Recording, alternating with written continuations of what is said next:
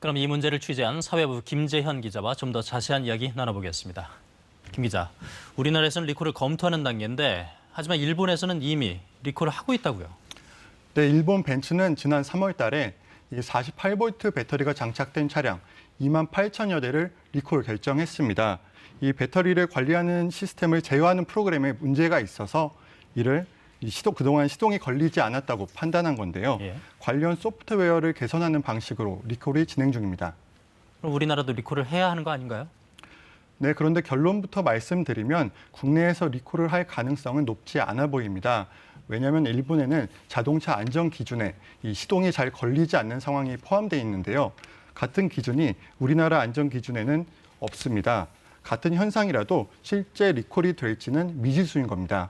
다만 국토부는 이 배터리 결함 때문에 운전자의 안전이 위험해질 수 있는지를 확인하고 있습니다. 예. 그렇다면 이 정도라면은 제조사인 벤츠도 뭔가 직접 대책을 내놔야 되는 거 아닙니까? 그런데 아직까지 내놓은 대책은 딱히 없습니다. 이 문제가 발생하는 개별적인 차량에 대해서 그때그때 수리를 해주고 있는데요. 이 취재팀이 배터리 불량에 대해서 입장을 묻자 이 즉각적인 답변을 피하면서 고객 불편을 최소화하기 위해서 노력하고 있다는 원론적인 답변만 내놨습니다. 그런데 취재 과정에서 이 벤츠코리아가 정부에 이 무상 수리를 하겠다는 방침을 밝힌 사실이 확인됐습니다.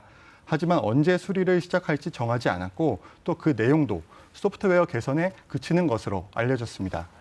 이번에 문제가 된 차량도 대당 가격이 한 8천만 원 정도 된다고 하던데 왜 이렇게 고가 수입차에 대한 AS에서 간혹 이렇게 문제가 되는 걸까요?